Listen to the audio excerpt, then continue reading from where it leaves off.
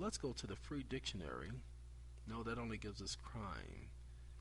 Legal dictionary, commercial burglary, commercial defense, or criminal defense, crimes. What is commercial crime coverage form? Nope. Commercial crimes, question mark.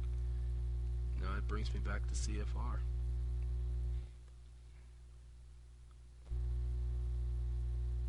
Wait a minute, let's do this. I'm interested. Do you see where we go when we do research? Let's bring this up. Let's see how this helps us to understand it. It's going to give us CFR, and we talked about it before. We want you to use this law. So it's CFR 7211. It's 27 CFR 7211. And it says purports to define some crimes as commercial crimes. And I love the word purports because I used it in a conversation one day without ever knowing the meaning. Just used the word because I understood what it meant, because I'd heard it before, but never understood the meaning until I used it in a sentence, and then I understood it clearly. It says, if maybe we are all presumed by silent judicial notice to be engaged in commerce and triable according under merchant law, commercial law, or admiralty law. And then it says, let's go over to the end so we see, no, it doesn't have anything else. Perhaps the proper administrative form to start an administrative complaint would be the successor to the Interstate Commerce Commission. The court folks have a crazy idea that I am somehow involved in commerce, and I do not know where they got that idea. I would like a determination of status or activity from you. If we could get the alphabet soup agency, the acronyms, I get it, to make an administrative determination that for whatever reason it does not have jurisdiction because we are engaged in commerce, then that should end the complaint by removing it from the jurisdiction of a possible commerce court. I like that. I like that. You can get a written determination from the court that you are not engaging in commerce. You can actually get them to say it on the record. So what I would suggest is that you go over this information. I, for the most part, will be going over this later because it will prove helpful.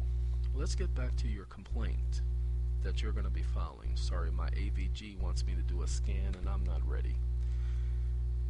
This was filed for breach of contract and so on and so forth.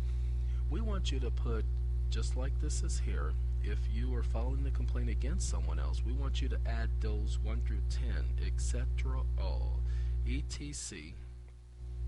You can add a C there if you want, but at all means etc. all. So this means all inclusive, and the reason why you named them as Joe's because you may not know their names.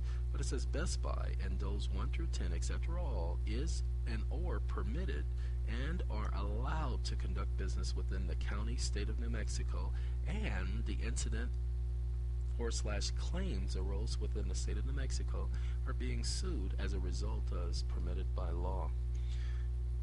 And guess what? I'm referencing common law. Now we're going to go to the second paragraph. We're not going to read the whole document. You're just going to state your claim. You're going to state what they violated. So I'm going to give you some of the things to state that they violated in your claim. And we're going to cover some of them in just a moment. It says Best Buy, John Doe's 1 through 10, etc. all are said to have violated the petitioner's secured constitutional rights knowingly, deliberately, intentionally, willfully, and in an ongoing conspiracy to cause deprivation of rights secured by the Constitution of the state of New Mexico as well as the U.S. government. Now, people say, well, you shouldn't put government. Why? The Constitution was written by the United States government. Go back and look. But if you don't want to put government there, it's okay. That's not putting me in a different jurisdiction. That's me letting the fiduciaries know this. Let's go here, and we're going to go, we got to go back up because we're looking for, oh, no, that's the wrong site. We need this one.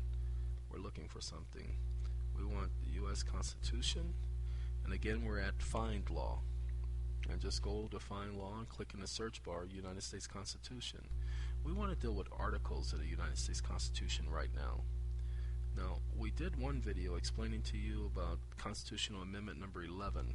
There are some people saying that we should be using the Constitution in court, and because of the Bond, B-O-N-D, versus United States trial, the Supreme Court this year, in the month of May, rendered a decision in regards to that matter. And that decision was favorable to all of you because it says that you now have constitutional rights. Imagine that. Now, notice Article 3, and we're gonna cover this again. But notice this. It says judicial power shall extend to all cases in law and equity. Well, this sentence right here is different from the 11th Amendment. Let's do that. Let's take a trip to the 11th Amendment.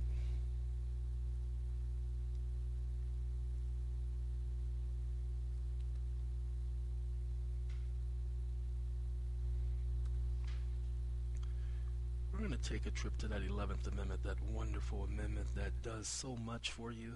They knew how much it did for you, and they wanted to take away that power, because that's all the 11th Amendment is about, is power. So let's go to Cornell Law, which is another fine site for information, because Cornell Law University, our School of Law, it actually gives us exactly what we need when it comes to the law. It's like Find Law, but I prefer Find Law better. They've been around, they have a little bit more status, and I prefer them.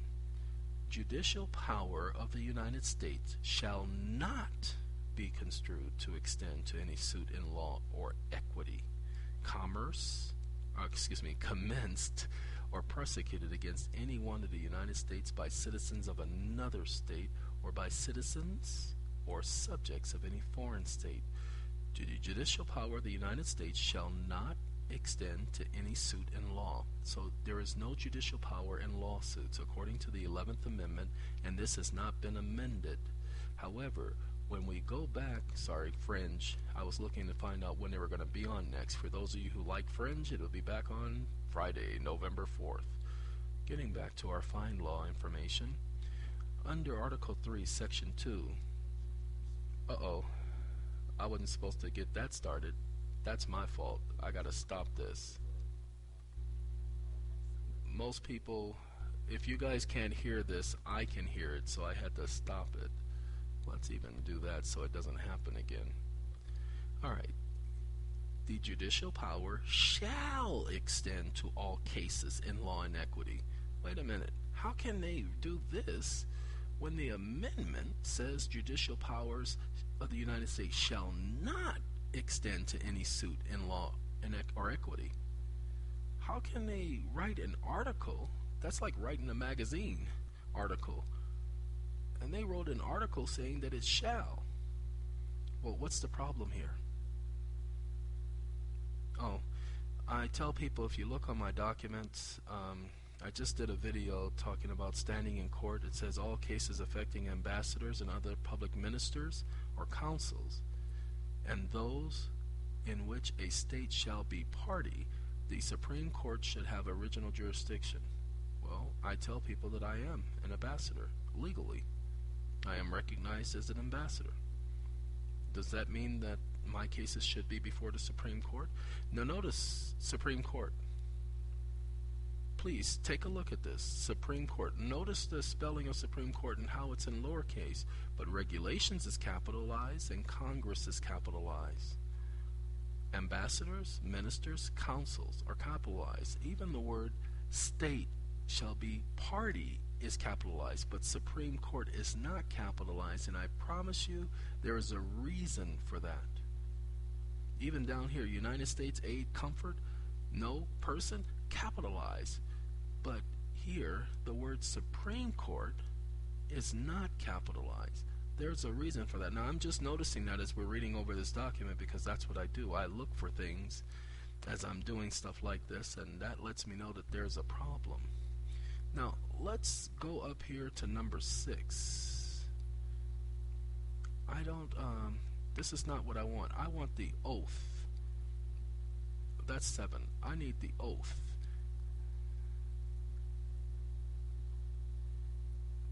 Where is that? There it is right there. Senators and representatives before mentioned, and the members of the several state legislatures, and all executives and judicial officers both of the United States and in the several states shall be bound by oath or affirmation to support this Constitution, but no religious test shall ever be required as a qualification of any officer of public trust under the United States. We're going to tell you Article number 6, and it really isn't a section, but we're going to do Article number 6 in its entirety. Well, no, let's do both. I'm going to copy this because I need to save Article number 6. I've never used it, but I've known about it, and there are several groups out there that spend the time and take the time to help people. We're not the only ones. There are several groups out there that actually take the time to help people. We will get permission and we will post those groups' names on our videos so that we can direct some of you to the help that you need. Now,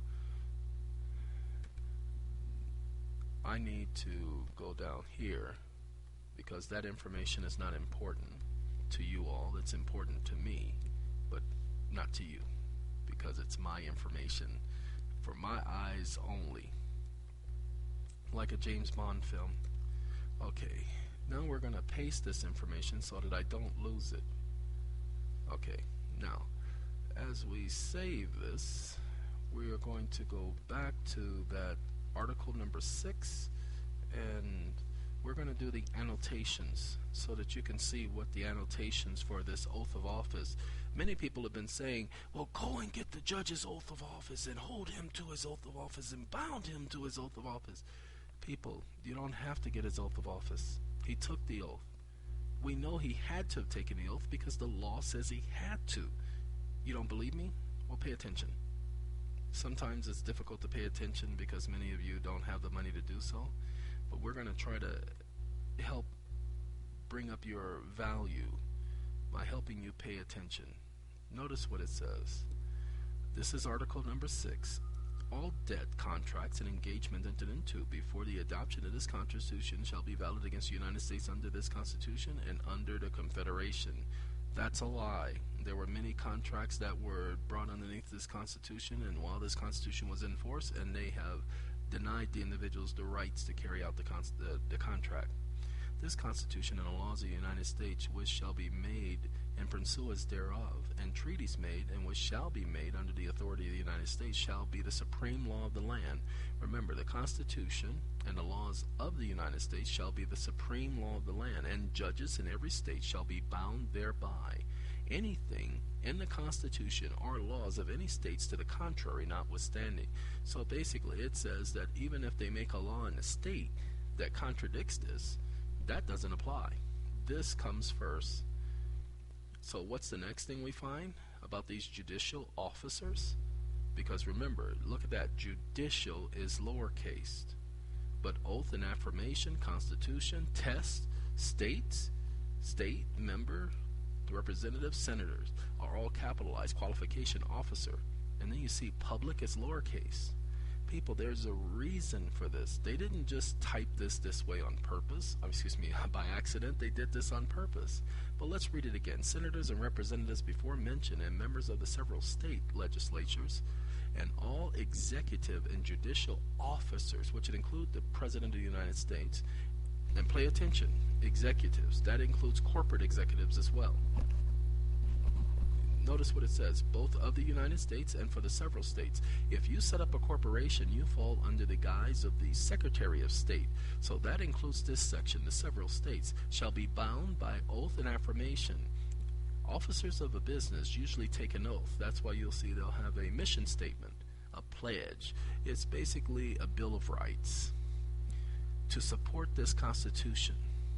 So they take an oath and affirmation to support the Constitution and any officer or public trust under the United States. Sorry, I gotta answer this, so give me 1 second. 1 second.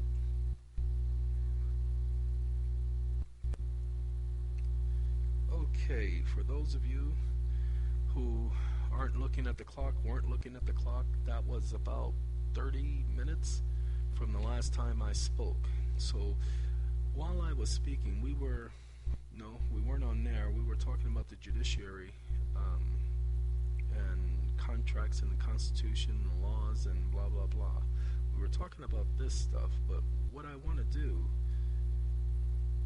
this is the area we were talking about before, and it was talking about administrative determination, and I told you it would be good for you to go over that. Let's go here to the Judiciary Act. Now notice this, the Judiciary Act of 1789.